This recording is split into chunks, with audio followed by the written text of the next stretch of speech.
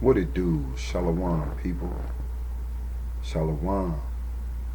Con up. Yo, we back on it, man. We back on our grizzly, man. We back on it. Hey, we talking about bioluminescence. Whatever it is equal to light. And at the end of the day, it's all about light, man. Electricity. So we hitting it off with the bioluminescent light, right? The light that from within. Something within the brain that sparks that light. Even in the animals, in the sea creatures. So we're going to check out that light, and that light is going to lead us to this Decis Mundus, or Anubis.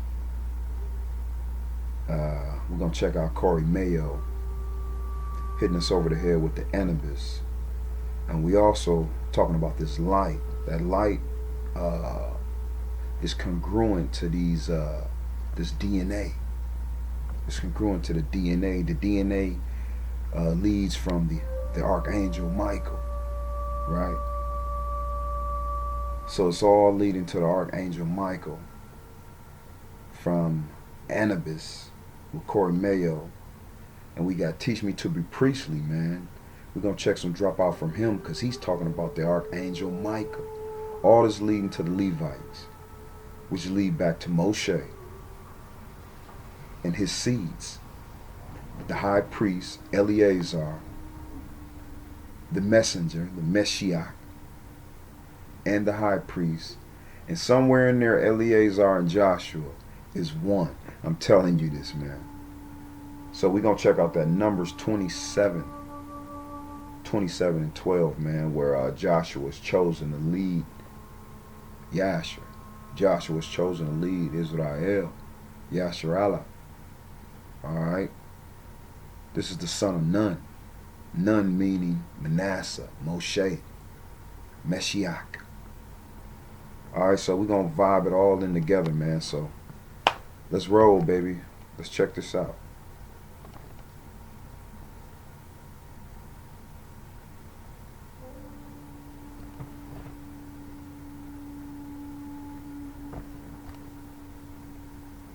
Okay, yeah, before we get started, man, y'all dodge the hijacks where it's talking about Plato and the earth being sphere.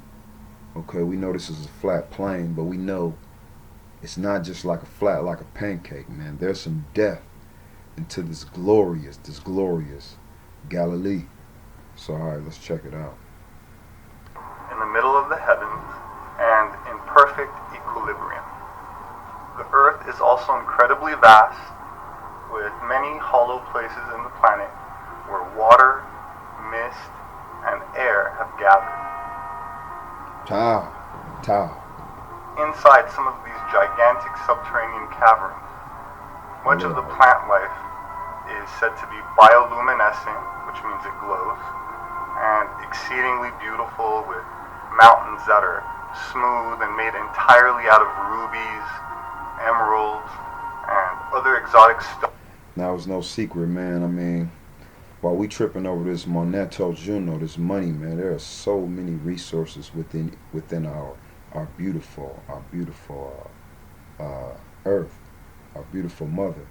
And this is just a display, man, of some of that light, that energy, that crystal that's stored, that our Ruach put inside of our planet. It's a beautiful thing. Check it out. Stones, including gems more precious than any which we know. Gold, silver, and other revered metals are also to be found everywhere. Their temples are inhabited by the gods themselves, who they speak to directly. All the hollow regions of the earth are said to be connected by great subterranean rivers of water, fire, and mud, which flow between several inhabited regions. One of the massive cavities in the earth is said to be so large and deep that it pierces right through to the other side of the earth. So this cavity, often referred to as Tartarus, is is where all the rivers flow together and where they flow forth from again. Most modern scholars believe that this myth is not intended as a literal account of what Plato thought the inner earth was like. But what if, like his antediluvian tale of Atlantis, what if Plato based his dialogue at least partially on truth? Could there really be a sustainable inner sanctuary that we, the public on the surface world, are not aware of? The word bioluminescence comes from bio, meaning life, and lumen, meaning light. Bioluminescent organisms really do exist, and they have... Yeah, it's deep. It get real deep into it, man. Remember, I told you, devil don't create anything, man. So it's beautiful when you understand your octave, man. The thing is when you get to this luminous, this light, this bioluminous light, right? What produces it is crazy, but what produces that light and what's in that light is called Lucifer. It's called Lucifer. Check it out. How does bioluminescence happen? Most bioluminescent reactions involving Luciferian and Luciferis. Some reactions, however, do not involve an enzyme. The enzyme is called Luciferis.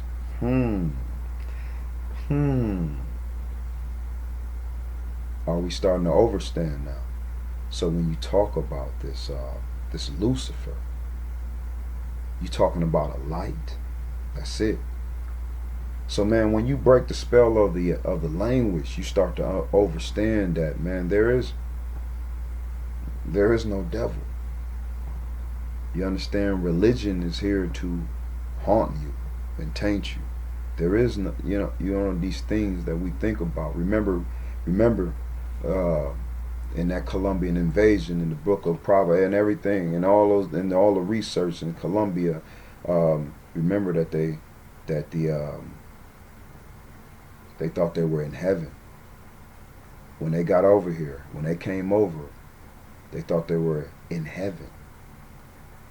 So you can just see them reversing it within their literature to say that, okay, if they thought they were in heaven when they first got over here, so if they want everybody to bombard on us or hate on Judah, then what are you gonna say? You're gonna say that we are devils. Okay, this light, these light people, these light beings, let's call them Lucifer. You get it? So therefore, this started this Luciferian, because Lucifer is only light. Luciferus. It's an enzyme. Did you know that? It's an enzyme. These reactions involve a chemical called photoprotein. Photoproteins combine with luciferians and oxygen, but need another agent, often an ion or ion of the element calcium, to produce light. So as we can see, that's something that's within. Alright, let's check a little more of this video out, then we get to some explanations. Have the ability to glow almost like magic, just like in the movie Avatar. Now you see how he used the word magic. Now if you glowing, you call it magic, so now we're going to correlate magic with something wicked. So therefore we can correlate the people of Judea with death. We want to correlate you with death. How at the same time? When you light, man, you light. Let's vibrate up. Many of these organisms use their natural ability to produce light to trick predators. Others glow to attract mates. And some even use light to communicate.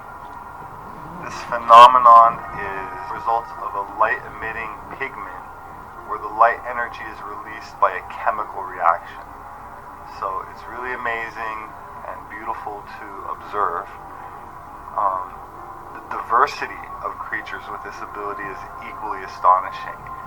From algae and aquatic plant life to fireflies and other deep sea dwelling creatures that are rarely seen by humans. Glowworms, that's a common name for a various group of insect larvae, and adult larvae form females that glow through bioluminescence, and many of them may sometimes resemble worms, but they're actually insects. And the glow they produce through, again, a chemical reaction is very efficient, incredibly efficient. And nearly 100% of the energy input is turned into light. And you can compare that to the best light emitting diodes at just 24%. So Australia and New Zealand have some of the most spectacular caves, huge caverns where you can go on guided tours and witness this natural phenomenon up close. Majlis al-Jinn, which is Arabic for meeting or gathering place of the jinn, is located in a remote area of the Selma Plateau in Oman. It is Okay, yeah, y'all gotta go check that video out. It's called Atlantean Guardians, man. Okay, so it's just, this is talking about in your Americas. This is your Maru Khans. This is your Americas, where they say that the Atlanteans versus Samaria are two different places, but man, I'm telling you, it's the same place, man. Same place, just like the war on Jerusalem, the war of Shem. It's the same people. Alright, so man, we breaking this, we hitting this over the head. We talking about the war of the Jews, same thing, man. So Atlantean is the war of Samaria, man. Alright, so yeah, we hitting you over the heads with the bioluminescence, man. So I want to just, we're talking about living organisms that may produce light. Living organisms that may produce light. Alright, fluorescent, fossiliferous, or bioluminous. Man, let's check it out, because, you know, like we said, it all goes together. It correlates. And we just rather explain it. Let's just read it, see if you can catch on with this correlation, how it's congruent in our studies, as far as you being the light, Elijah, Eleazar, David, Moshe being the light, Phineas. Phineas was the son of Eleazar. Alright, we'll get into that, man. We'll get into that. Being that light, your kingdom, your priest kingdom, being that light, Joshua being that light, your David, your king, being that light, man. We're gonna get into it, man. Alright. Say, while deep areas of the ocean are almost completely dark, light still plays an important role in these environments. The ability of an organism to create its own light could put it at a completely advantage. Okay? Advantage in situations such during the hunt for food and evading predators. You understand how that correlates, man? Imagine, they always talk about the sephiras, the chakras, how you have that light within. You have to imagine that light, that sephira lighting up. And I'm glad we're gonna get into this teach me to be priestly drop, where he's hitting you over the head with the Archangel Michael and the order of the voodoo. How, you know, voodoo. You know, how, you know, man put on you to just like the word Lucifer, to make you think of these evil thoughts of voodoo, when voodoo in ancient days just meant a spiritual atom, a soulful atom, a soulful body. You know, so man, it's deep as we break the spells of this language. Alright, marine animals produce their own primarily by 3 different processes. Okay, it's called bioluminescence. It's a form of a chemical, but not like a chemical that comes from the brain within. All right, chemical luminous, which is the production of visible light by a chemical reaction. When this kind of reaction occurs in a living organism, the process is called bioluminescence. It is familiar to most of us as the process that causes fireflies to glow when you see them on the water. When you see your dragonflies glowing on the water, that is a certain vibration. So that's why we're getting into this light, because in order to create this light, just like within the being, in order to light up your sephiras, right? To light up your sephiras. I know back in the day when we had spiritual people around us, they used to say, or soulful people, they used to be like, yeah, I see your glow. You know, when you say someone's glowing and you have this aura, this light around you, this yellowish light. Some people will have a bluish light around them that people can see, because when they come up to a conscious, you can see these lights, because we are all light beings. So now you won't see what you've been projected to see, but you also, when you look at people, you'll start to see a light. You start to see a light. You know what I'm saying? And that also has something to do with Daniel's diet also. Finding the proper intake of foods, of these superfoods, to go into your light, to go into your vessel, to light up your light, man. It's all the same thing. It's all the same thing. Okay, so this luminous chemical light reactions produce light without any prior absorption or radiant energy. Alright? So that's what we're talking about. So it gets into the other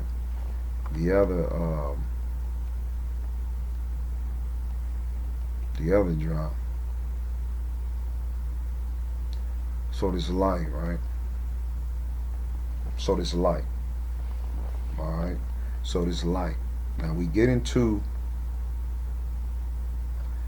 back into this perfected 12 DNA strand, right? I mean, you know, dodge your own hijacks when you get into these, like you said, these English words with the DNA. Okay, the 12. Remember the 12 resembling the 12 tribes or the 12 months. Okay, it's all, you know, solar. It's interjected into your cosmos, into your universe, man. Remember, you are the tile. You are the completion. You are everything within the earth. Okay, so we get into the Archangel Michael. Now dodge your hijacks, because you already know. The hijack awaits for you to just step out, you know, of your existence and get lost in the sauce with these names. Okay, remember, we don't get caught up in the names, but understand the order of things, the function.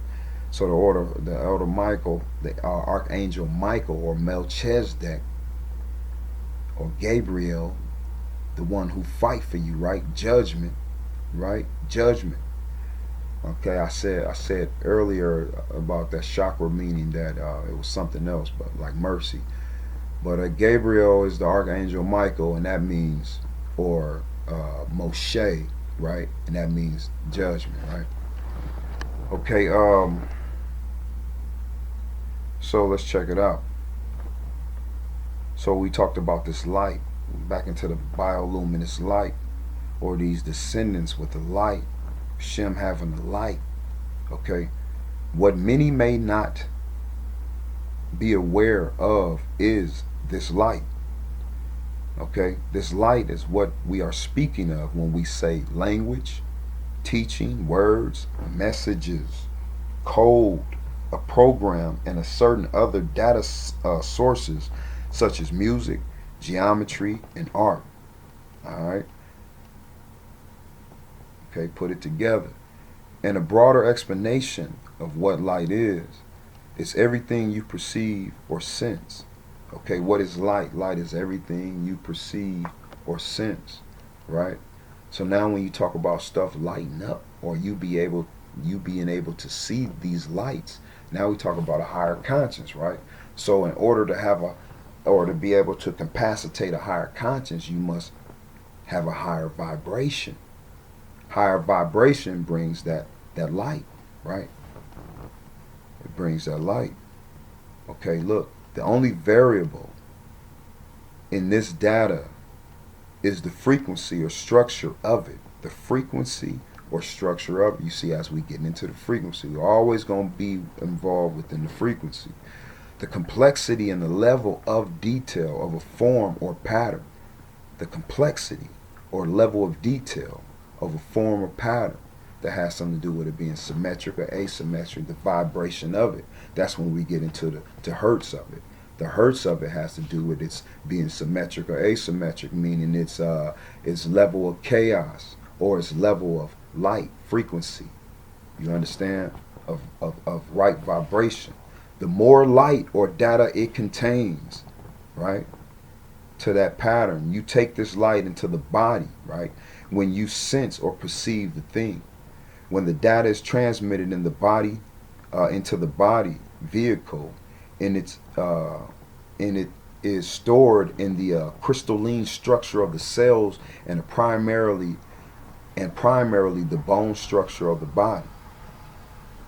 Okay, so the complexity and the level of detail of a form of pattern, the more light or data it contains, okay, you take this light into the body when you sense or perceive the thing. When the data is transmitted into the body vehicle, and it is stored in the crystalline structure of the cells and the primarily bone structure of the body. In an extension terms, the more you are aware or conscious of things, the higher your internal frequency is. So that's the bang, bang, bang. That's to put them in the coffin right there. Okay? The more you are aware, right?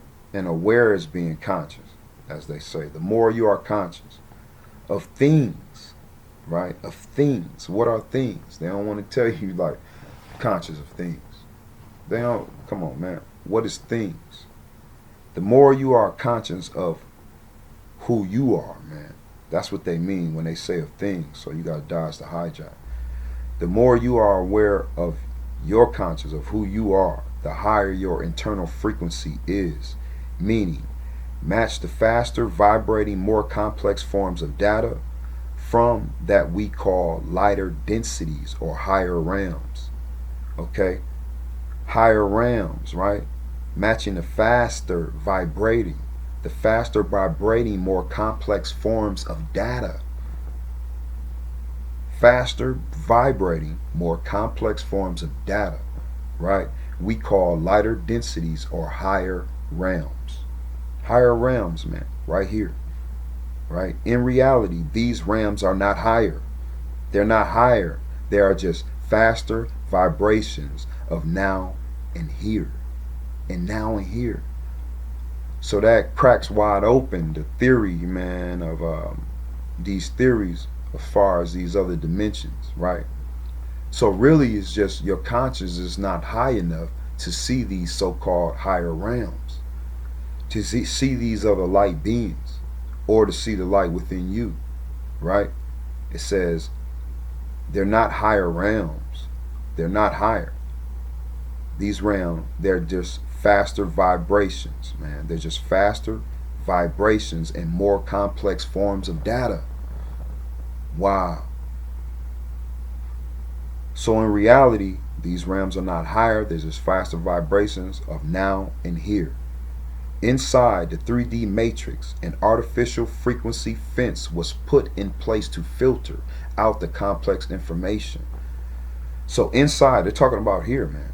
Inside the 3D matrix, right? That's what we call here. An artificial frequency fence was put in place to filter out the complex information, the stuff that you can't see. So everyday 3D humans would not be aware of any reality other than the one program for them, other than what they see. So that's how you get people saying, man, I don't believe in this of yourself even being a higher power. You can't correlate. And then you go so far into it where you just like, oh man, I don't feel like that this law, which is at a higher frequency, right? The law, the tablets, the law that was burnt through the fire, this frequency. You see, these words are on a higher frequency. You gotta understand. Though man has tried to taint them in so many things, but we'll get into that. We'll get into that. But there are things, luminaries here, that are a higher frequency for you. Just like your food at a higher frequency. Books, reading, words, literature at a higher frequency. Music at a higher frequency. 432 hertz at a higher frequency. It's everything here you can obtain in a higher frequency, or you can obtain them in a lower frequency, a lower melkut, lower frequencies of things. You understand what I'm saying? So it's deep, but it's so simple for us. It's so simple for us. Our Ruach made it so simple for us. Baruch. Alright, so like it said, in a 3D matrix, an artificial fence was put in place to filter out this complex information. So everyday 3D humans would not be aware of any reality other than the one that's programmed for them, the one that you see. This reality was programmed to specifically not promote sentient life, but to draw all energy from the sentience using trickery. To draw all energy from you using trickery, illusion, distraction, trauma, control, drama, force, waste, theft, lack, and much more, to pull off the grandest scheme ever perpetrated in any universe, the draining of life force from an entire planetary race of divine beings. Why? Because we don't know we divine. We don't know we are the divine beings, or these devils or Luciferian beings that they talk about. So they took everything from you, and then now you worship some small, minute, some small light. So we got to understand, man. We have to understand. We have to understand. So now, so like they said, the grandest scheme, despite the reality, right? Despite the reality was programmed to specifically not promote sentient life, right? But they used trickery on the sentient with illusion, distraction, trauma, control, drama, force. We know about, this force being used on us, right? We know about the drama that we follow. We know about how they control with the television and every other media. Distractions, we know about that. Even illusions. Even illusions. That's why you always been told to believe none of what you hear and only half of what you see, because of illusions. Okay? Waste, theft, lack. Okay? And the grandest scheme perpetrated in any universe is the draining of the life force from an entire planetary race of divine beings. That's you, Naga. Yeah, we lost in the sauce, right? Nah, man, nah. We ain't lost in the sauce. I'm just trying to get you to level up if you haven't already. Because we ain't lost in the sauce. You got to get on the bus. Catch up, man. Hopefully you not still lost in the sauce. Alright, so as a strong angelic beings, we like to always insert good news after we tell you what happened to you. What happened to you. The draining of your life, right? So I'm going to give you some good news. The good news. It's the dawn of a new day, and many of us have already elevated our way of being to a level where every day we see less and less of the old paradigm.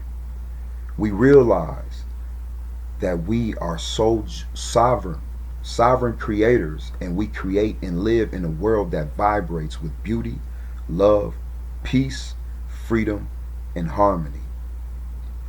We create and live in a better world where there is no suffering, not only for ourselves, but we are here on a mission holding light in our bodies for those who cannot do it yet. We came to ensure the well-being of all beings, that dwell on earth. The light data we speak of is what comprises the reality you perceive, so you can only imagine what reality world could be experienced above the low vibration, harsh, male dominant energy 3D level. Alright, does this mean you will not continue to exist in the 3D matrix as you ascend to the fast vibrating more blissful realities? By no means. First of all, you cannot exist in a physical form unless you are inside a hologram. First of all, you cannot exist in physical form unless you are inside of a hologram. Many light workers still do not realize that even the new earth is still located inside a holographic matrix, just a much nicer one. The only way to exit the matrix is to become non-physical. Non-physical. Like David did, right? But as we explain below, this is not part, or like Enoch did. Don't forget about Enoch.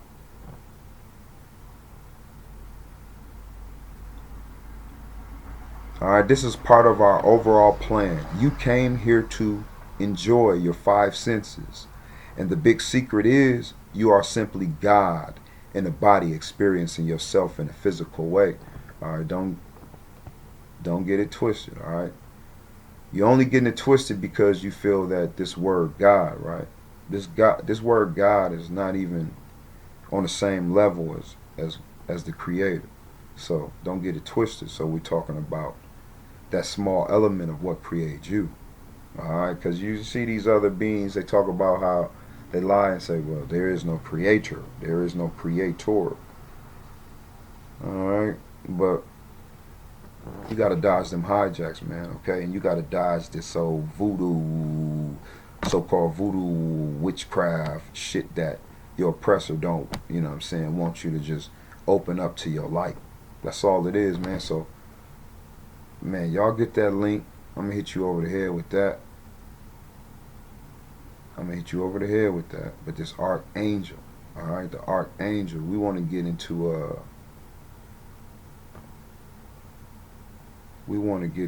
the oh no. Let's see. That's Corey Mayo drop. But before we get into that, we want to get into teach me to be priestly, man, my brethren, my brother, my Shabbatah. Over there with the rest of the tribe, Jerusalem and everybody, man. I hope y'all all is well. All right, but all praise to Ahchwa.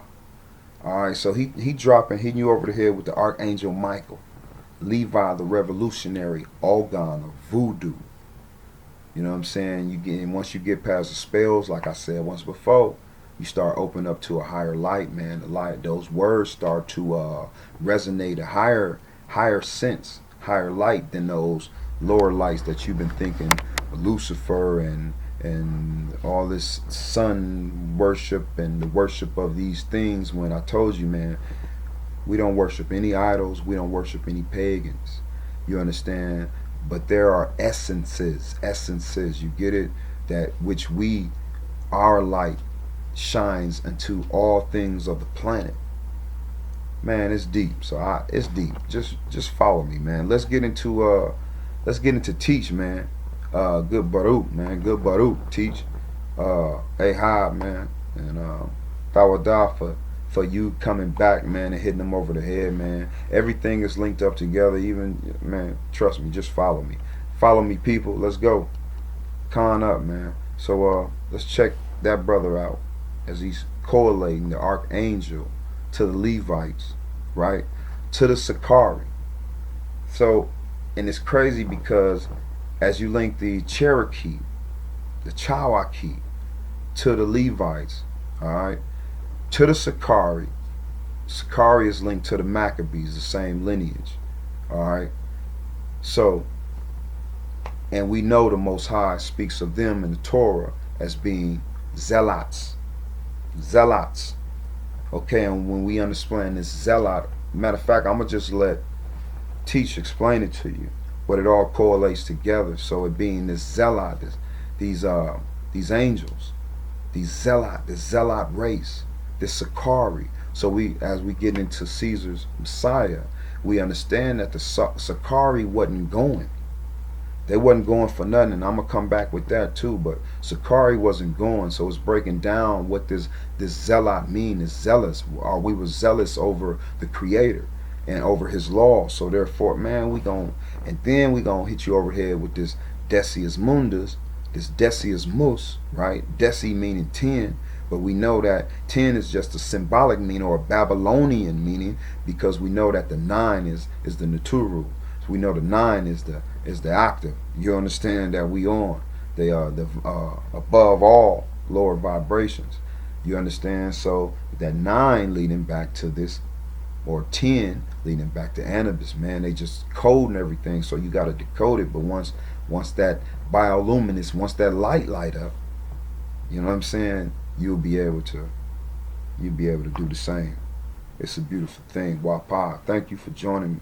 Thawada for joining me at this Wapa, this Wapa levitation, man. It's a beautiful thing. Well, it's correlating all together. So man, y'all stand up, man. The Rets, Kwam Yasharala. Alright, so Teach, man. Let's hit them over the head, man. So y'all follow it, man. We're going to let Teach just go in there. Y'all get this last drop, the Archangel Michael, man. This is a 4.5 hour drop. 4.5. Tabernacle, man. This is the tabernacle. I mean, this is the tabernacle, people. So we understand, even so when we get into all about the tabernacle and how we going to get into the Corey Mayo drop, because it all correlates together. That's why I keep bringing them up together with these drops, because it all correlates together. This Anubis being this, as they say, this guider of souls. But see, when your hijack came in, right, they used this Decius Mus, right, to defame the temple. All right, so I mean, in the literature, the writings, it's not like it actually happens. They only created the writings to defame our temples, right? But it never really happened, because once you break it down, that's what Josephus, man. We thank Josephus once again, Mattathias, man. Listen, we thank Mattathias, man, who they break that down. Also, it's all light. These are your illuminations. These are your light bearers, man. I'm telling you, it's a beautiful thing. We are that. So check out this light bearer. Teach me to be priestly. Hitting them over the head, bread. Good Baruch, man. You know, as I was just studying and something I was looking at, you know, I started to see this revolutionary nature in Levi. You know, we've been talking about the priesthood lately. You know what I'm saying? And speaking on that priesthood, man, as you can see, it's finna get real priestly. You know what I'm saying? And you know, talking about Levites, we're talking about priesthood and resurrecting the priesthood. It's finna get real. We're finna see who really on that Levitical tip, you know, who really got it in them, or who just talking, but you know, it's finna get real priestly, man. So just, that was just something I was seeing. I was seeing a revolutionary nature in Levi, and what has kind of inspired me or motivated to do the video was when I got a little bit of confirmation on something from that Levitical Cherokee video I dropped, which I'm gonna share with y'all. But got a little confirmation and went to do some digging and went to just seeing some things, just not even just in the research, but in real life. You know what I'm saying? And things like that, man. Dealing with my brothers and a lot of stuff, man. So you know, and I started to really see how, like, okay, yeah, man, this video really need to come out as well. Now, there was a comment on my last video, Adam the Farmer, that really gave me the inspiration that this video need to be dropped. We ain't even gonna go into that. When they see the video, you know who he is, and I hope this information, you know, is edifying, and I hope you can understand where I'm coming from with it. You know what I'm saying? But as I was saying, so I was seeing this Levitical, you know, this revolutionary nature in Levi. You know what I'm saying?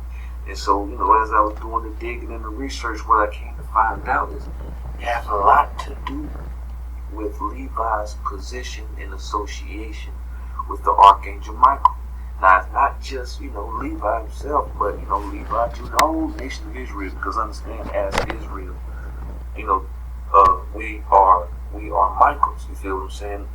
When God ordained an angel over each nation, the angel that rules over our nation is the king of all the angels, which is Michael. So we very special and very important, but this is very key. Because a lot of people don't understand Michael's role. They go straight to the Most High, and just Most High this, Most High that. But at the same time, then Michael played a big role, and you got to understand that because he's the protector of Israel. We understand that he's the one who eliminates enemies. You feel what I'm saying? He's the one who saves and protects and gives you the wisdom and the divine knowledge on what to do to free yourselves from bondage in your situation when you come back to him. But Michael requires certain things. You feel what I'm saying? When you go in cahoots with Michael, it requires something, But that's what we're gonna get into, man. But we're just gonna look at that, and I know you see the title, yeah. You see voodoo in there, yeah. We're gonna be getting into voodoo, because like I said, it's getting real priestly. We talking about priesthood, you know what I'm saying? So when we talking about voodoo, we got to understand what we're talking about. When you talking about pins, dolls, needles, and stuff like that, we talking about the oldest, sacredest science or religion on the planet. We talking about animism, things like that. You feel what I'm saying? Just when you look at voodoo, what you looking at? You're talking about freedom. We're talking about the laws, man. We're talking about freedom, all sculptured in the peace and serving to the Levites, man. It's just the basic system for every religion on the planet. It's the base, a system of offering and sacrifices. You feel what I'm saying? That's what we're dealing with. To whatever law, principle, or deity we're talking about, but we're talking about a system of offering and sacrifice. Now, when we get into this information, what we got to understand is the other nations, they not dealing with the Creator. They're only dealing with angels. They're only dealing with whether they be fallen or righteous, but they're only dealing. A lot of them don't know the Creator. You know what I'm saying? So when you look at their religion, they're only dealing with principalities. They're only dealing with forces, concepts, or ideas that are turned into characters or gods for story purposes, so you can understand how this principle is in life. Nice way to break that down, Teach. With these principles, you know what I'm saying, when we're talking about voodoo or service and, you know what I'm saying, offering sacrifices, we're talking about going into service to principle. Now what a priest is, he's a minister, he's a servant, he goes into service. So we talking about going into service. Let me just speed up a little bit. Shout out to the big bro, High Mark. Dropped a comment on this video right here. I had to drop. You know what I'm saying? His comment was very, very profound because, like I said, it kind of played on what I was thinking. But I had never, acted on the thoughts that took him any further, anything like that. So, basically in the video I was talking about, the Cherokee and their Levitical connection. But I had showed how the Cherokee called and said that they were descendants of the Sicarii. Said that they were the Sicarii that fled Israel. You feel what I'm saying? Now that's very interesting. You know what I'm saying? But what the bro Hiram had done dropped on down here was let's see, right here he say Masada, city of Dawit, Sea of Galilee, Sicarii or Issachari, bloodline of the Maccabees from the priesthood of Menasseh, Moshe, Eleazar, and Phinehas sealed the high priest seat, dropping that. Now that's real spill, man. That's real spill, and Dawadah for acknowledging that. But like he said, Masada is the city of Dawit, which is David. Okay, if we look at Masada was where David was trying to siege David, and actually the king Saul was, who was very jealous of David. So David had ran to Masada. So the Levites were protecting. So the Sea of Galilee, we all know the Sea of Galilee. What happened at the Sea of Galilee? That's when the insurrection or destruction happened. Okay, in Jerusalem, and at the time it was the Sicarii. Okay, the Sicarii and the Maccabean was the bloodline of the Maccabean, who were the Zealots. They were the zealots, and they were the priesthood. Priesthood from Moshe. Okay, Moshe had, and we'll get into that, where Moshe had asked the Most High for Joshua to come in and be to the people what he was. Okay, and then in that sequence, Moshe had to Mishiach had to bring Joshua in to Eleazar, okay, or Eleazar into Joshua, and I think that's where they became that one, that Joshua just standing for the law, okay, and that Joshua just standing for what Kerry Mayo calls the Anubis, the god Anubis is to bring forth our people into this new life.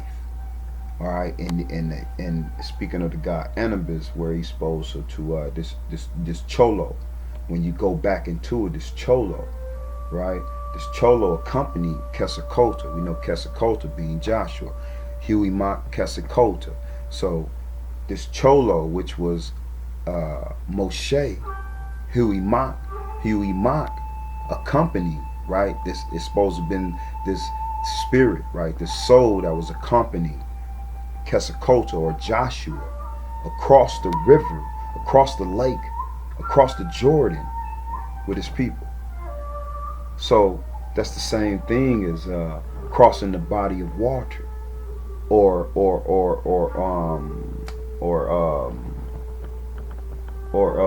herding the souls to an afterlife. You understand? When guiding the souls to an afterlife. That afterlife being out of slavery. You understand? Think about that. Come on, light up, light up. The afterlife being that slavery. So when you get past the spell, you understand about this Decius Mus, this Anubis, this Thoth. You understand? So they're pre-creations. Thoth don't exist. He don't create shit. So they're pre-creations, or these Greek transitions get you to think of this idol or this pagan worship. That's why I tell you it all goes together. All right, come on, my brother, teach. Fire come, when I read it, I'm like, oh my goodness. You know what I'm saying? Because it was so on point, like it was so cohesive with everything that, you know what I'm saying, I've been looking at and feeling.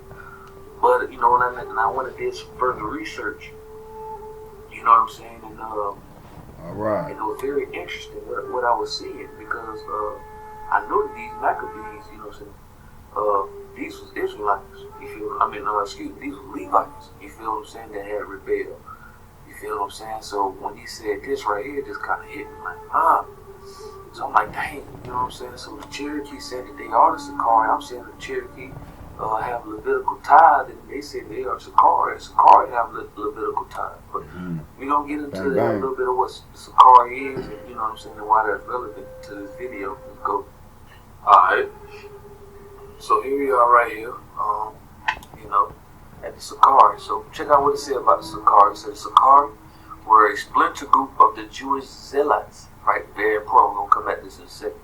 Who in decades preceded Jerusalem's destruction in 70 CE, heavily opposed the Roman occupation of Judea and attempted to expel them and their sympathizers from the area. So understand, these was revolutionaries who weren't going for oppression, you know, Roman occupation, and they wasn't playing with the coons. You feel? I said the Sicarii carried Sicarii. Oh, let me translate that in from layman terms. Layman terms, you know, that means priest. Layman means priest, man. It means Judean priest. All right. So let me. When he said they weren't going for the coon, he meant the other so-called blacks that was warring, considered Rome, that were coming over, right? That was considered Rome. These were some of them were, hate to say it, were considered Jews, but this was more of the as you call the Canaanite. Okay, this is more of the Canaanite because they were trying to get us to eat pork. They was trying to get us to defile our laws. So you can see when Pilate comes in, where he's trying to get the laws out of Yahushua to get us to defile the Creator. Okay, so I'm gonna let my bro break it down. He gonna break it down real quick. Okay, or small daggers. Now this is very important. I'm telling you, when you see how this all connects, you will see, you know what I'm saying, like it's crazy. You know, the scriptures is real, but you can really see, you know what I'm saying, what's being talked about in the ancient times and how it all is relevant even in modern day. You know, but yeah, man, so this is very important. Keep this in mind, right? These daggers. They carried these daggers is where their name come from. Concealed in their cloaks. At public gatherings, they pulled out these daggers to attack Roman and... Yeah, them daggers were called Sicas. Sicas, Sicae. Sicas were the form of knife that they were, man, and they would just gather around the people who was trying to, who were abiding into the Roman rule, who was picking up this idolatry worship, man. It was killing them. They meet them in they gather around them and basically slaughter them. And so now, and we can also see when we started reading the Decius Moons too, the fact that Vespasian had devised a plan to get into the Sicarii, and that's how he did it. He had other members, right, foreigners, come in and group themselves as the Sicarii. So that was to help stop the Sicarii from uprising. So check it out, man. Hebrew Roman sympathizers, aka coons, you know what I'm saying, alike, blended into the crowd after the deed to escape detection. Alright, he was swift assassin, you feel me? Ninja. The Sicarii were likely one of the earliest form of organized assassination units of cloak and daggers, predating the Islamic Hashashin, where assassin come from, and Japanese ninja by century. So these were the first ninjas and assassins, you feel me? So understand, you know, what we dealing with right here, alright? In etymology, Sicarii is a plural form of Sicarius, dagger man, dagger wielder. You feel me? Sika here comes from the root sicor, to slice. In later Latin usage, Sicarius was the standard term for a murderer. Alright, so hold on. I want y'all to come, you know what I'm saying? Pause this real quick, man. Get you some drop, you know what I'm saying? Just a little history. Now, what I want to do one last thing, I just want them to break down the word zealous, how it goes to the penance of the Creator, how it, you know, correlates to the penance of the Creator. All right. And by the way, I want to make this disclaimer. Yeah, we're gonna be hitting a lot of topics. I'm gonna be hitting them quick. So, because, you know, I don't want this video to be long. It might be a lot. I'm not sure. But, you know what I'm saying? I'm going to come back up here and touch on this word. There we go. Zealots, real quick. Right? Zealots were a political movement in the 1st century Second Temple of Judaism, which sought to incite people of Judea province to rebel, alright, against the Roman Empire and expel it from the Holy Land by force of arms. Most notably, First Jewish-Roman War was term used by Josephus for a fourth Jewish philosophy during this period. Understand? It's going to explain that. Okay, so now I know y'all, because there's a lot of confliction. Now you got to understand, this is not the first Roman invasion. You must understand that this is near the 4th. There had already been 4 Roman dynasties. Nero was the last one. So this is after Nero. Understand, there were peace amongst the Jews. You have to understand that. There were already 4 Roman dynasties. The Lamps, the pomegranate. There were already 4 Roman dynasties already in Judea who didn't bring any idol worship within the city.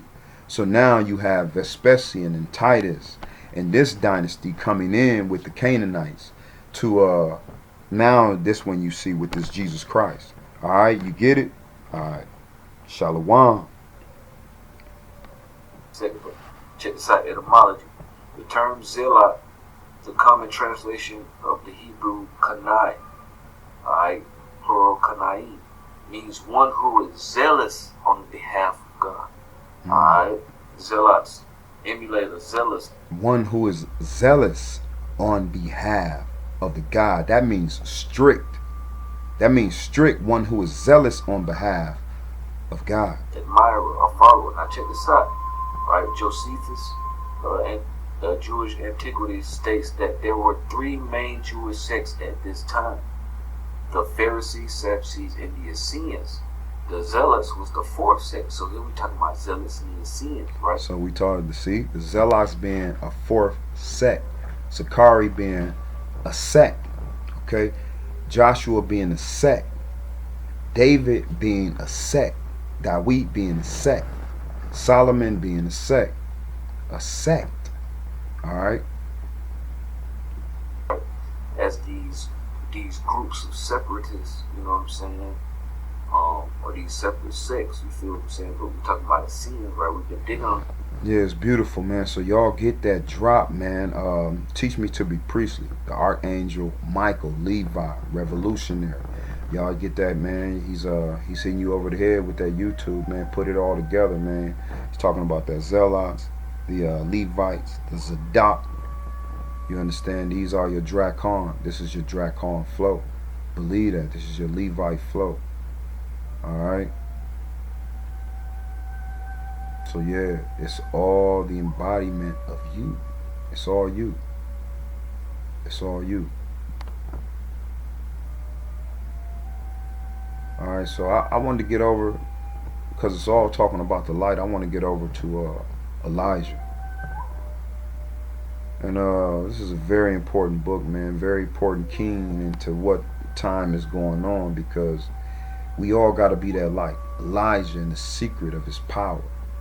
Alright, Elijah and the secret of his power. So we got that on the PDF. We got that on the PDF, man. It's a beautiful thing. We got that on the PDF. Yeah, we just gonna jump right into this book. Alright. It's called Filled with the Holy Ghost. Y'all died y'all own damn hijack. It's called Filled with the Holy Ghost. We know the Holy Ghost meaning the soul, or as they say, the spirit. But we know it's meaning the soul, that light, right? That light, that vibration. Alright? Let's get it popping. We looking for food, remember. What may not one man do in one brief life? If he is willing to be simply a living conduit pipe through which the power of Ahchwa may descend to men. Alright? You understand? That's penance, man. That's reason over passion. Yeah, put your seatbelts on, because it's that way up in the forest. Alright, and we getting it from this New Testament. Watch how we bob and weave. Alright? What may not one man do in one brief life? If he is willing to be simply a living conduit pipe through which the power of Ahchwa may descend to men. There is no limit to the possible usefulness of such a life. There, on one hand, is the oceanic fullness of Ahchwa. See how that oceanic, that wata, fullness of Ahchwa.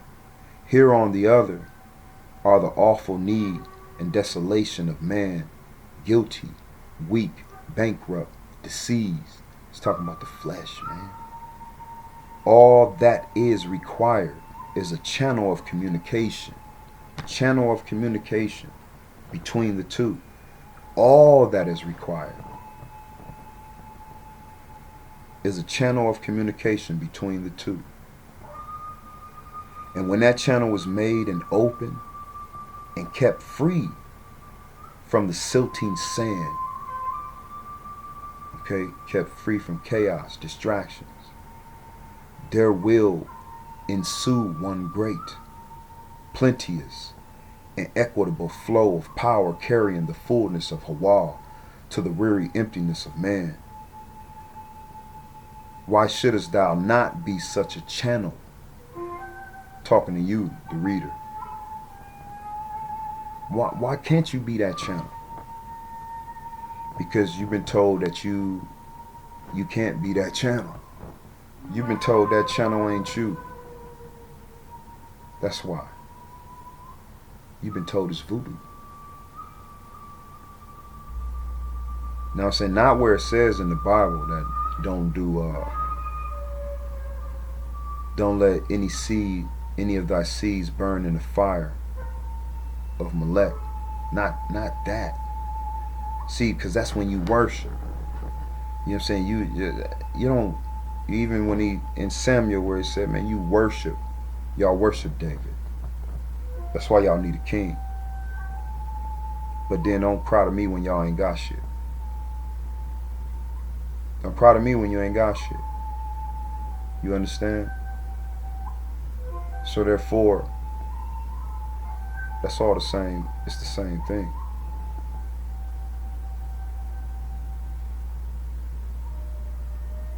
So it's saying that you can be that too. But don't worship any man. So, y'all put it together.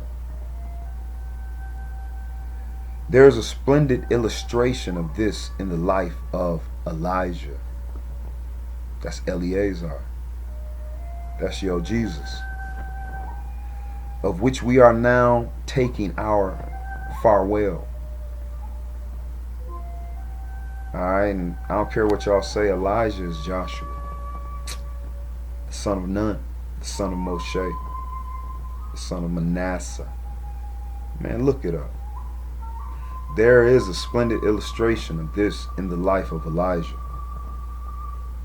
Eli, Lazarus. This is the father of Phineas, of which we are now taking our farewell. For more than 100 years, the tide had been running strongly. Oh, sorry, man. Let me do my priest terms too, so we putting it together, right? This is Kesakota, man. This is Kesakota, man. All right, man. All right, you ain't gotta believe me, whatever. All right. All right, whatever. Okay. For more than 100 years, the tide has been running strongly against the truth of Ahchwa.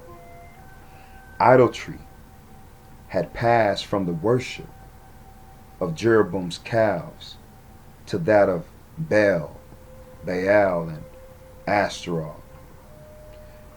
with the licenses, orgies,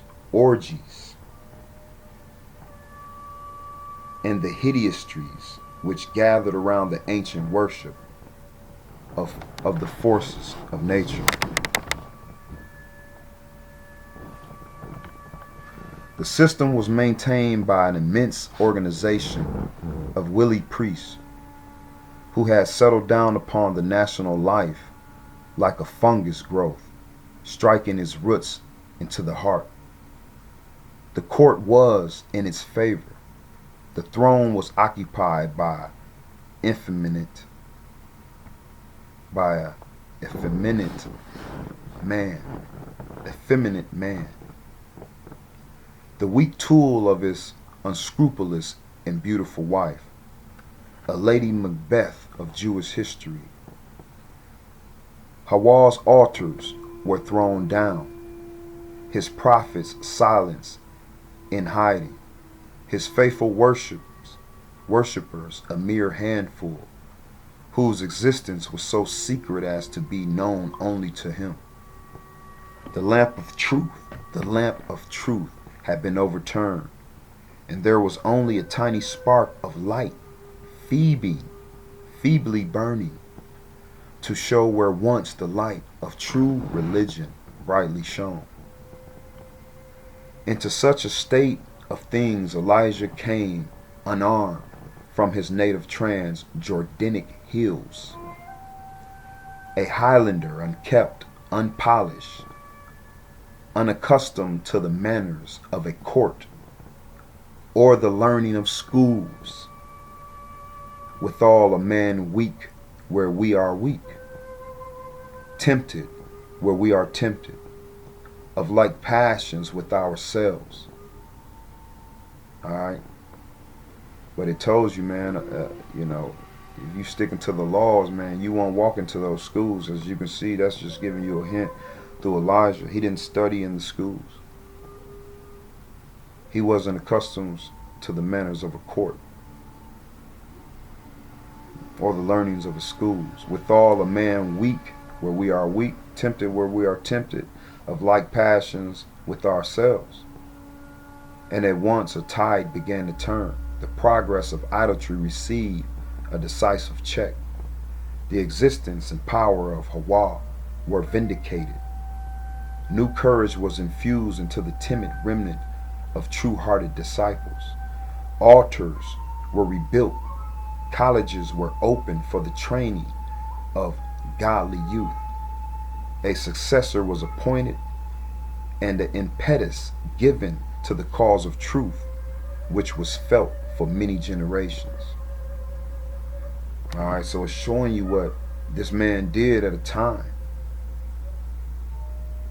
Alright, when at the same time as it correlates where Israel was weak.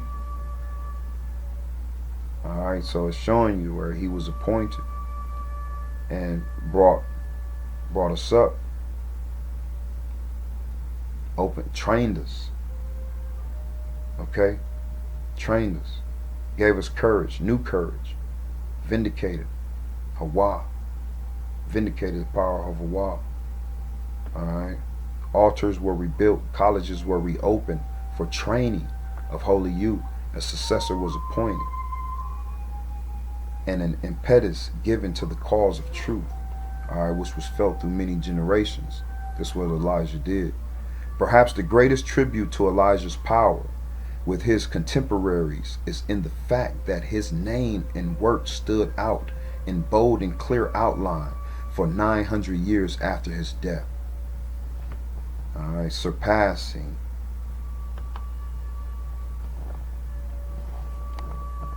the whole school of Jewish prophets. The whole school of Jewish prophets, as the Jung Ferriers.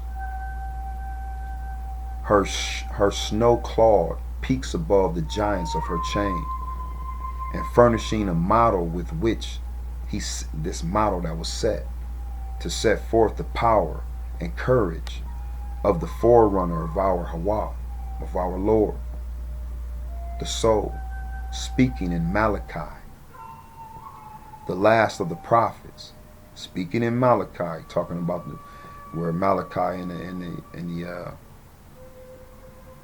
the scriptures, the last of the prophets could find no better symbol of the pioneer, of the Christ, than to compare him. Okay, when you say of the Christ, it's just saying of the anointed. Of the anointed, to compare him with the famous prophet who centuries before had swept to heaven in a chariot of flame. Behold, I will send you Elijah the prophet before a great and terrible day of the Lord come. The bright angel Gabriel standing 400 years after. The bright angel Gabriel standing 400 years after, amid the ascending incense of the holy place, found no easier method of conveying to the aged priest the type of wondrous son that was to gladden his old age, than to liken him to Elijah. he shall go before his face in the spirit and the power of Elijah.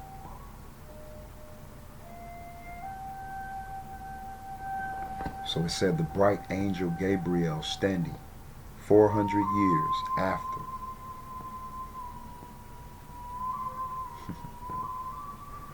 Whenever a notable religion movement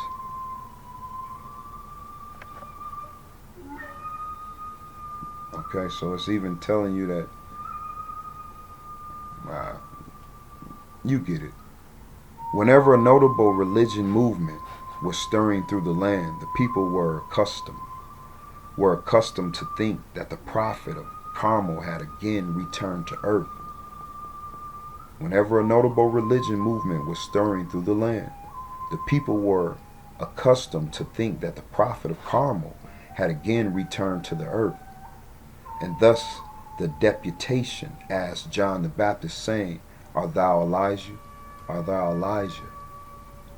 And when the mightier than John had set all men musing in their hearts, as the disciples told our Lord, many of the common people believed that the long expectation of centuries was realized and that Elijah was rising again.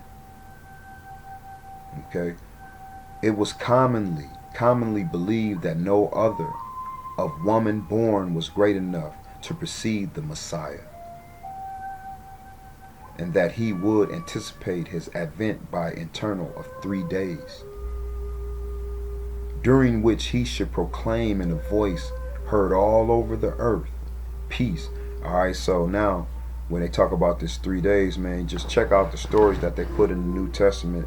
When they talk about the 3 days being the deceivable, because they talk about the acts that went against the temple that the Jews did, man. It's all bullshit. It's all bullshit. So this is basically breaking layman's, you know what I'm saying, layman it to you in priest form. Okay? Believe that no other woman born was great enough to precede the Messiah, and that he would anticipate his advent by an interval of 3 days, during which he should proclaim in a voice heard all over the earth peace and happiness and salvation.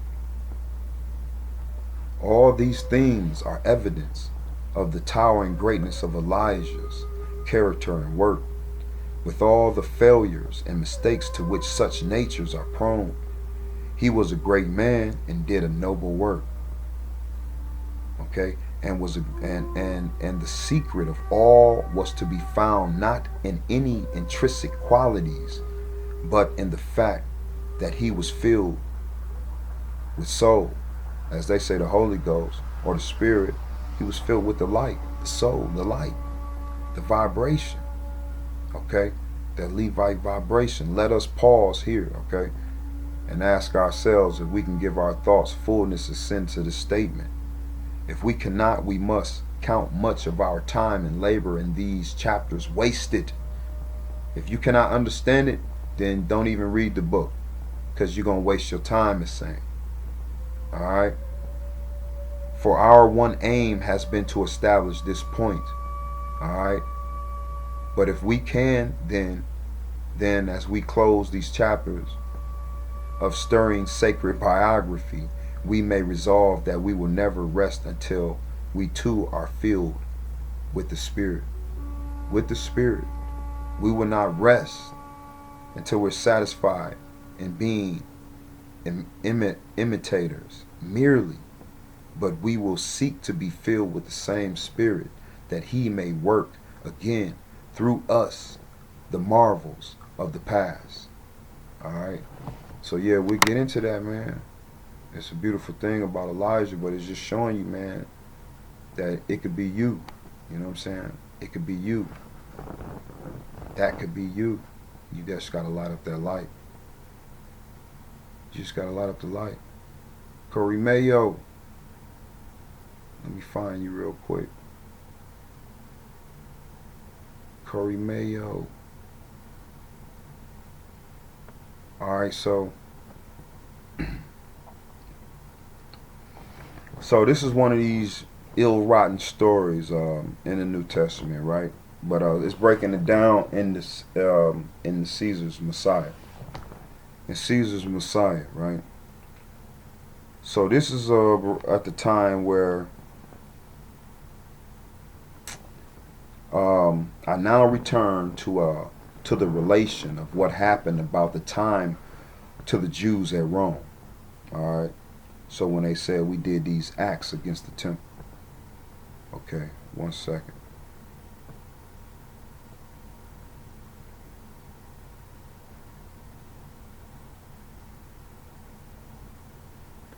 Okay, they give other stories, right? They give us other stories about the priests being they give you a bunch of stories, right, that you need to decipher from in the books, right? So these ideal stories, but basically I'm in the chapter of Decius, right? All right, the puzzle, right? It's a puzzle of the Decius Mundus. Okay, so now when we get into the Decius Mundus, first thing come to thought is where my brother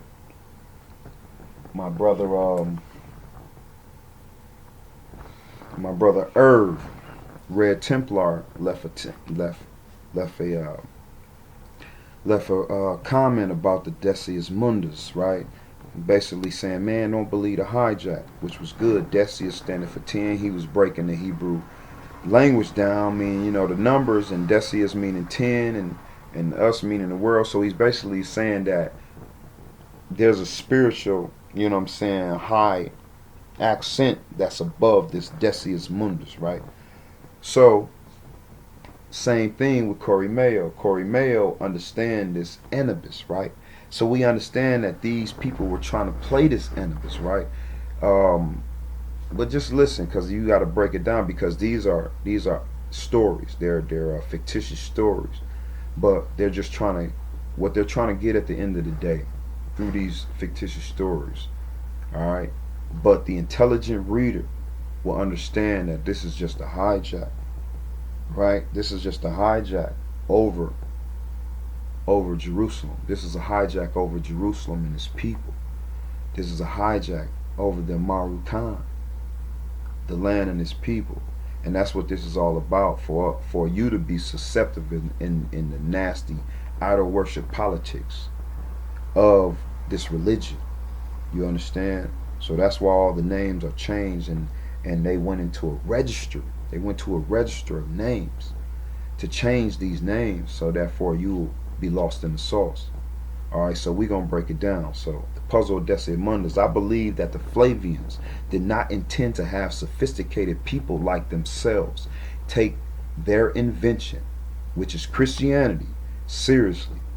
Josephus described the individuals who fomented the rebellion in Judea as slaves, right, and scum.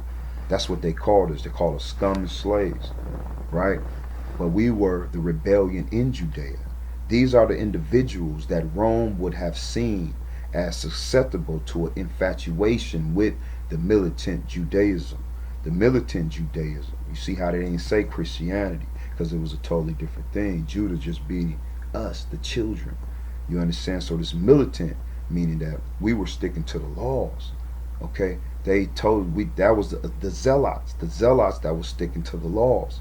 Zealots to the Creator. We were zealous to the Creator, for the Creator, penance, reason over passion. We wouldn't allow no one to come in and bring idolatry, bring statues, make us eat pork, change our diet. We wasn't having that. Okay? So it was for this group, hoi poly, meaning the masses, okay, that they created this religion. All right, so this is why the authors we already know that it's a puzzle in that. But they wanted uneducated slaves and peasants. They did not believe that the masses, the uneducated slaves and peasants for whom Christianity was intended, would understand these puzzles. An assumption that has proven to be correct. However, see, he even said, that it's proven to be correct because look, everybody's following the lower light. Everybody's following no light. You gotta understand that. Everybody's following your idol worship. Y'all, we worshiping Christmas trees, Easter bunnies, and a whole bunch of other shit. You know what I'm saying? So it stands to be correct. Something ain't right, right? Y'all, you're not lighting up. You're not vibrating at a high to receive different type of data. However, that's why when you talk to people, they're like, no, I don't want to hear that, because they can't vibrate on a higher level. However, they certainly wanted the puzzles to be solved eventually, right? Only then could Titus' greatest achievement, that of transforming himself into Jesus, be appreciated, right? All right, so it's basically, it's breaking down the Decius, right? So we're gonna get into it, right? All right, so there's testimoniums. There's testimonium. So there, okay. Now there was about this time Jesus, a wise man. Okay, if it be lawful to call him a man, for a doer of wonderful works, a teacher of such men as receive as the truth with pleasure. The truth with pleasure. Okay, what does pleasure mean? All right, when we look into the etymology, what does pleasure mean? Okay, what does pleasure mean? Okay, he drew over to him both many of the Jews and many of the Gentiles. He was the Christ. And when Pilate, at the suggestion of the principal men among us, all right, Pilate, at the suggestion of the principal men among us, had condemned him on a cross, those that love him did not at first forsake him, for he appeared to them alive at the third day, as the divine prophets have foretold these and 10,000 other wonderful things concerning him. And the tribe of Christians, so named from him, are not extinct at this day.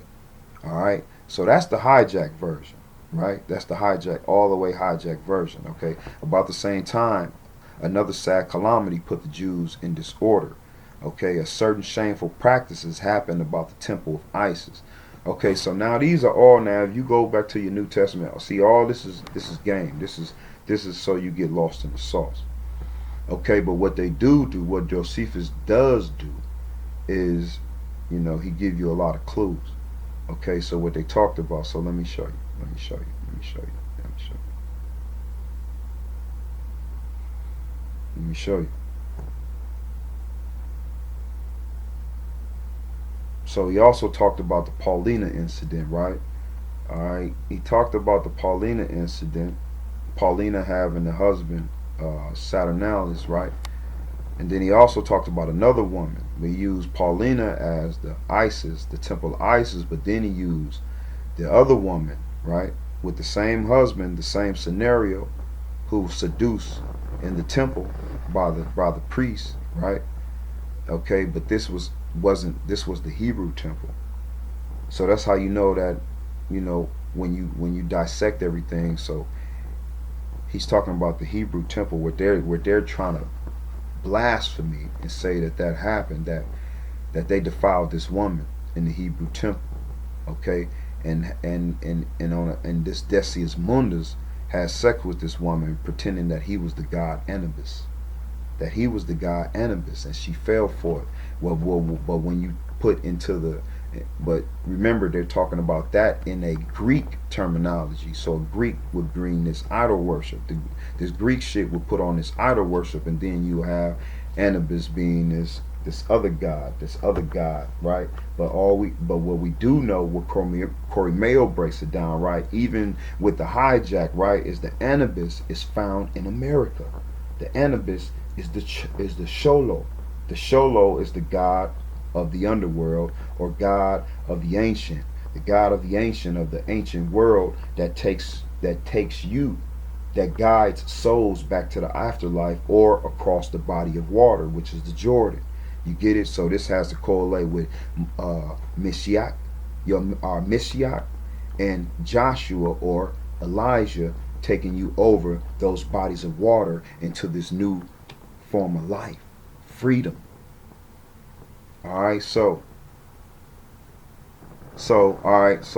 let's check this out. There was a man who was a Jew, right, who was Hebrew, but he had been driven away from his own country by accusation laid against him for transgressing their laws. Okay, now, remember in David and the other stories of the prophets, how we always got accused of transgressing laws, right? But it was game. It was game from the first floor, from the basement. All right. So there was a man who was a Jew, but had been driven away from his own country by accusation laid against him for transgressing laws, and by the fear he was under of punishment for the same. Okay. But in all respects, a wicked man. Okay, that's how it says it in the New Testament. Okay, then living at Rome, professed to instruct men in the wisdom of the law of Moshe. So you see how it says, but in all respects, a wicked man, right? So there's some funny word they playing with wicked, but then it says he then living at Rome, okay, profess to instruct men in the wisdom of the laws of Moshe. Okay, so how is that wicked, right? So that's how they, okay. He procured also 3 other men, entirely of the same character with him, okay, to be his partners. Then he persuaded Fulvia. Fulvia was the other woman who was the Hebrew woman of the Hebrew Judaism, a woman of great dignity and one who embraced the Jewish religion, to send purple and gold to the temple at Jerusalem. And when they had gotten them, they employed them for their own uses. Okay, so they're saying that they defiled, sacraments of the temple, and spent the money for themselves. All right, on which account it was that they at first required it for her, whereupon Tiberius, who had been informed of this thing by Saturninus, that was her husband, again, same thing, same story for Paulina, right? All right, which really means Paul. All right, that's where we get into the Decius month, man. You got to break it down. All right, the husband of Fulvia, who desired inquiry, might be made about it, ordered all the Jews to be banished out of Rome, at which time the councils listed 4,000 men out of them to be vanished out of Rome and sent into the land of Sardinia, but punished a greater number of them who were unwilling to become soldiers on the account of keeping the laws of their forefathers. We weren't willing to be soldiers because we had to keep the laws of their forefathers. We would not join the armies of these foreign kings. That were these Jews banished out of the city by their wickedness of 4 men. So they saying that, but then, Josephus breaks it down. He says, first, it should be noted that the 2 tales that follow the testimonium are Ali Tangenio from the narration Josephus had engaged, okay, which describes Pontus Mates, militario activity, okay, and the stand, all right. So they stand out both because their location, Rome, as well as lightweight, ribald substance. Josephus is here using an unusual Judaic literature structure called pedimento composition, in which the different passages form columns of the temple. All right. Josephus uses a particular pediment style of composition in which 3 pillars form a literary temple. Okay, the 2 sides of the columns are small, both concern issues having to do with the Jews, and the left-hand column is the famous passage about Christ. Okay, so it's 2 columns that is about us, the Hebrews, and the left-hand column is the famous passage about Christ. Unfortunately, scholars have focused on the left-hand passage about Christ while ignoring the overall literary composition and the overall rhetorical structure, which indicates that the focus of the attention should be on the center column. N was another comic stroke of Josephus when he used the temple-like structure. Now, when you go to Leviticus chapter 18, 20, and 19, you see the same thing. Go to it. I did it too, man. You go to it, and you'll see the same thing of what it means now. So another comic stroke is for Josephus to use the temple-like literary structure to describe an account of the temple. This pedimental structure with the focus on the central passage, the central passage similar is used in the book of Leviticus, in which chapter 18 and 20 form side columns and 19 forms the central column or literary temple. So 19 And you're going to see 18, 20, and 19 say the same thing, but 19 bears the facts, meaning it didn't switch, like they didn't try to fool you, okay? So it's real. So moreover, there's a claim within the tales that is variable false, okay? The temple of Isis was not destroyed during the era. The fact that Josephus was aware of, he wrote that Vespasian Titus had spent the night before the celebration. All right, so it led me to the question, right? So why would Josephus record the obvious spoof? Okay, to begin an analysis, I want to point out and understand the name of the protagonist, the long tail, Decius Mundus. Decius Mundus in Latin word for the world means earth. Okay, we went through that, means, okay, the 10 and the earth, okay? I mean the earth, okay? But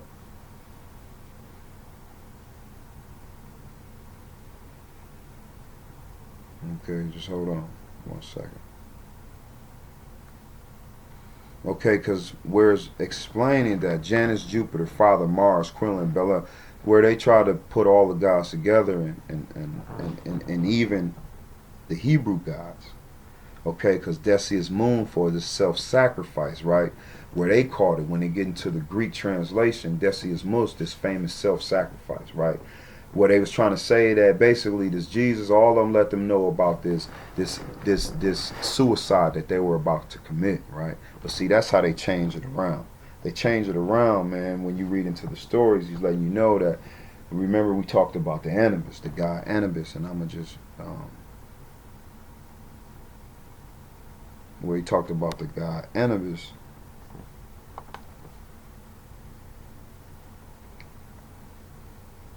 Give me 1 second.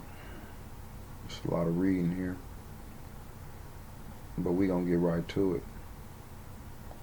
Okay, this Decius Moses had to kill himself about an afterlife, but you gotta understand that that's the hijack. Because when we get into it about this, the guy Anubis and the Sholo about just a rendition of symbolic to this Moshe or this Joshua, this Quetzalcoatl,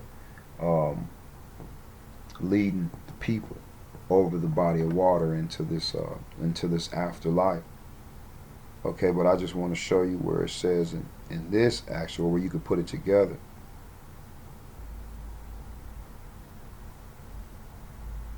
Okay, if we let him thus alone, all men will believe on him, and the Romans shall come and take away the place of the nation. Oh man,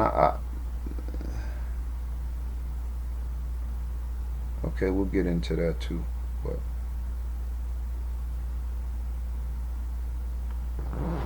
okay, give me 1 second.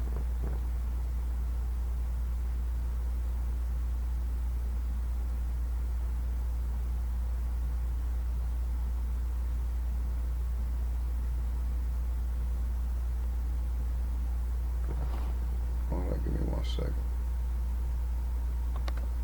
Alright, yeah, so this is where I wanted to show you in the other spoof story, right, where we talked about Paulina and this Decius Mus, right, who hid in the temple, and this about this spoof story about him hid in the temple. And remember, he had offered her 250,000 drachma, which the sum of the mightiest, which sum thou mightiest have added to thy own family, yet thou hast not failed to be at my service in the manner that I invited thee. This is where Anubis had appeared to her, right? Where he basically, I'm going to show you, where they in the temple,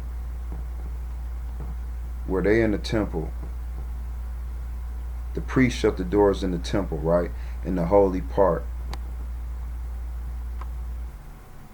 Okay, this is the other story where this Decius Mus fall in love with Paulina.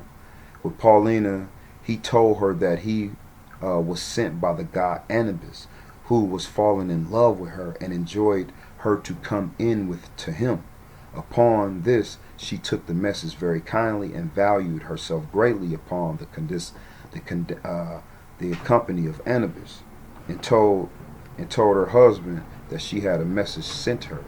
All right, she had a message.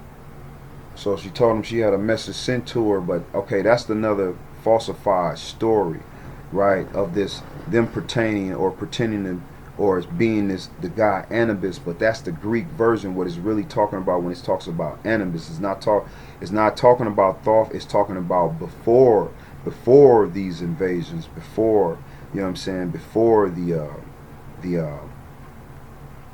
this overturn of Jerusalem. So it wouldn't be this Anubis relating to when you break words down. You know what I'm saying? When you break the not Greek, but when you break Hebrew down, it will revert back to the Messiah who led you over to the promised land. Okay, so or also in Joshua, who led you also to the promised land, which was led you over to Jordan. Okay, so that breaks that down.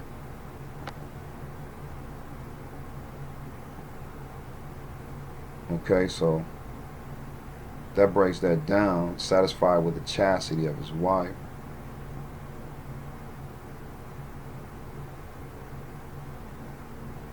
They're saying that the priest shut the doors of the temple and did though and defiled, but that was all bullshit, right? Because then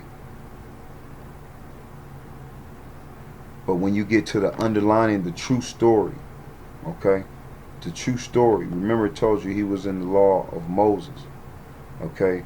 So these three men supposed to went and defiled against these acts of the temple. So we know it's garbage. Okay, so when they get into these Isis worships and all these things, we know that's also garbage. Okay, we know that's also garbage. All right, and so their version of this Decius Mus would appear to be evil.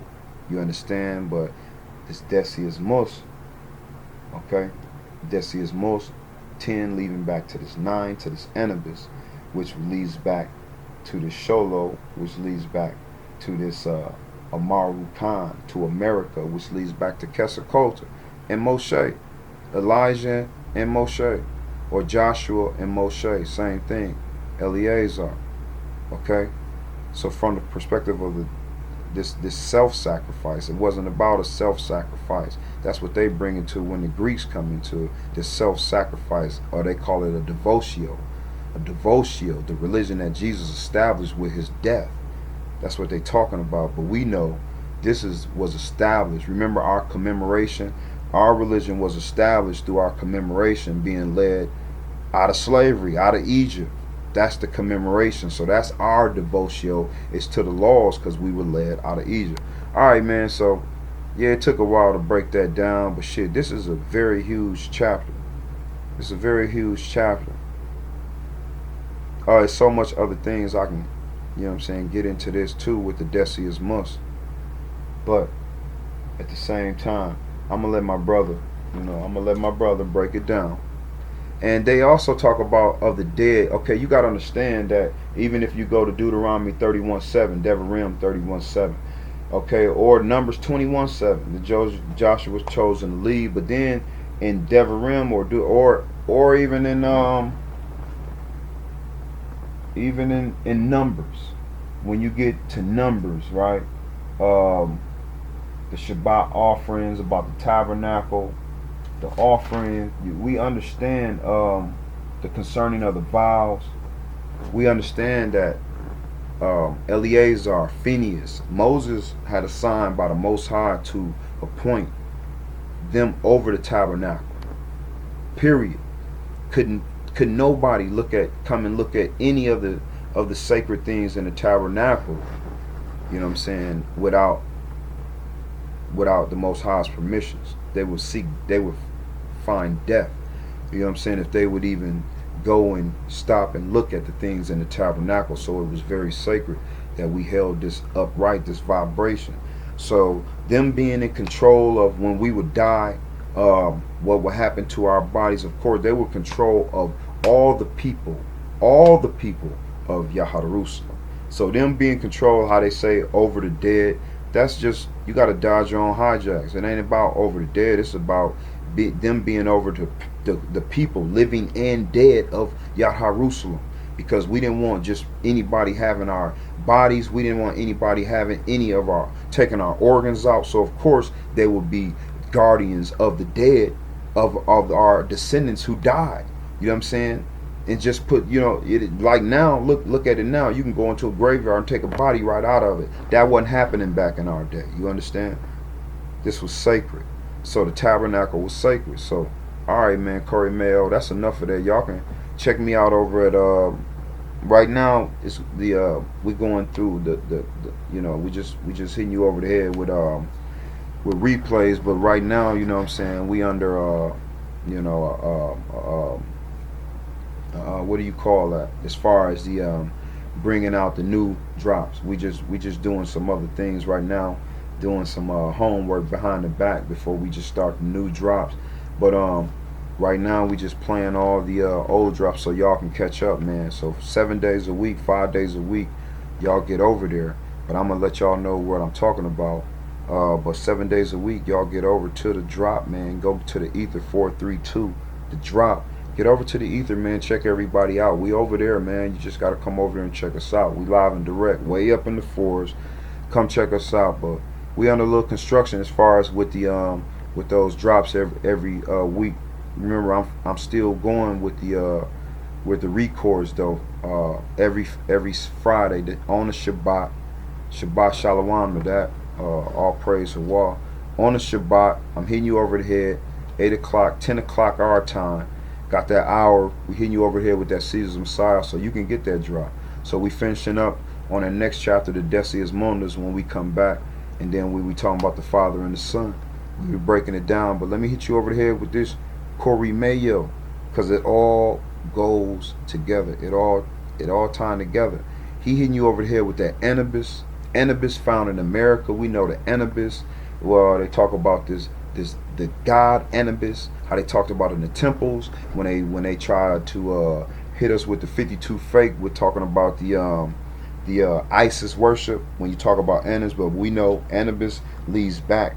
You know what I'm saying? The vibration leads back to Moshe, our Meshiach, leads back to Eleazar, Eli, Elijah, leads back to David, leads back to Solomon, it leads back to Phineas, man, to the priest kings, man, to the messengers. So y'all stand up. All right, where we at with it? Corey Mayo, let's get it in. Go with pariah dogs. All right, here we go. Anubis, god of lost souls.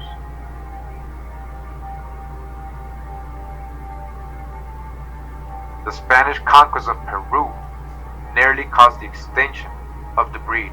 Again, the Spanish conquest of Peru. We're talking about the... So that's why I wanted to start off right there, because the Spanish conquerors of Peru. We know Peru is America, right? We know that, Jerusalem, right? Now, the Spanish conquerors of Peru, right? These symbolics were in the Maya, Inca, you understand? The Maya, Inca, and the Toltec dynasties, to show you, and the Aztec dynasties, okay, to show you that this was something that meant more deeper than these hijacks try to re-symbolize this vibration. But so he told you. Carameo told you this was something that existed before the Colombian, before the hijacks. It's telling you. Inca orchid, just like the shallot, right?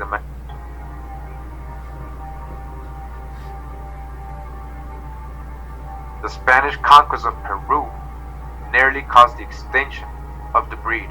Again, the Spanish conquest of Peru. We're talking about the Inca orchid, just like the shallot, right? The Mexican hairless dog. It also told us that they were being killed by the Spaniards there as well. It says here that the Spanish conquest of Peru nearly caused the extinction of the breed. The dog survived in rural areas where the people believed that they held a mystical value. Mystical. We already know they're talking about the underworld. And because of their reputation to treat arthritis. Be that as it may, when the Spanish arrived, the dog was almost eradicated, and some reports state that the Spaniards used the dogs as a food source. At any rate, the treasured breed managed to survive, especially in rural areas.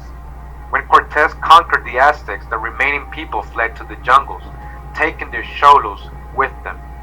Many of the Aztecs died out, but the dogs survived. So dodge the hijack, because you're still here. You are the Aztec. Despite the Cholos' more than 3,000-year history in Mexico, the breed did not receive any official notice in its homeland until 1950s. The FCI. So he's telling you Mexico, this is breeded. Okay, this is a breed. Okay, that's origin is the Mexicos. Okay, so we're not just talking about this Cholo. Okay, we're correlating this into the people. Alright, this is symbolic, man. We're correlating this to the people of Mexico, to the people of Moshe, the descendants. That is you. That's you, Naga. And so it breaks down. So I want to even go into the beginning of the video where he gets some good art and he talks about a few things.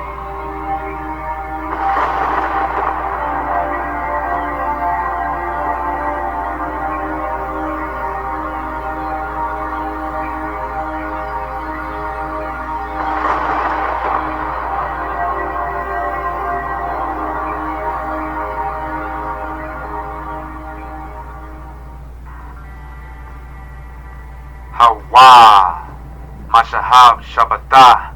I know, it's been a while, but just trust, I've been grinding hard, surfing the wave hard too. I missed y'all, of course I did. Don't forget, we stay surfing the wave in real time. Check me out every Monday on 432 The Drop Radio. That's at 10 p.m. Eastern Time every Monday. Check my Instagram page out at Curimeo and my Google Plus. I drop a lot of stuff there all the time. I wasn't going to drop this yet. It was part of the new series that I've been working on called Forbidden History, Forbidden Archaeology, America, the True Old World. But I thought it deserved its own video, We actually found Anubis, the real Anubis, yeah, here in America. Yes, America. They flipped everything on us. There's many layers to the lies that we have to uncover, but we are doing it little by little. You gotta break the spell. Break the spell. Find your true orientation, your true perspective. Foundational truth. Get that pure water. Let it in. Break the spell. Glad you're all here. Let's begin. Xolitzcuintli is the official name of the Mexican hairless dog, also known as Perro, Pelón Mexicano in Mexican Spanish, a pre-Columbian canine breed from Mesoamerica, dating back to over 3,500 years ago. This is one of the many native dog breeds in the Americas, and it is often confused with the Peruvian hairless dog. The dog Xolitzcuintli references Xolotl because this dog's mission was to accompany the souls of the dead in their journey into eternity. So we're in this book. It's called The Aztec Empire. And we're going to go to page 73 in this book. Let me zoom in.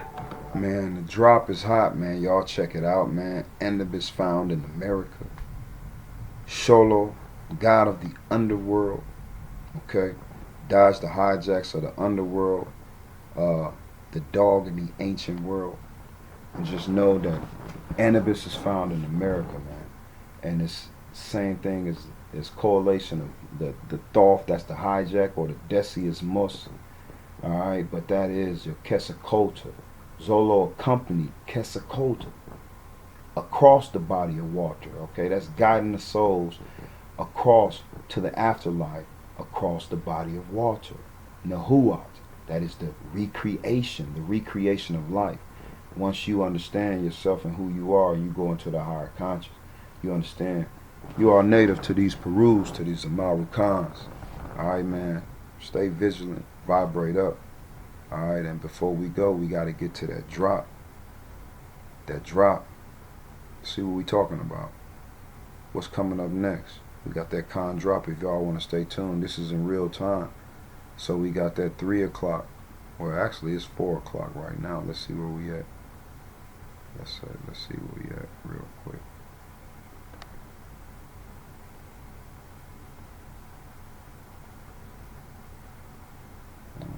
see where we at real quick. There we go. Alright.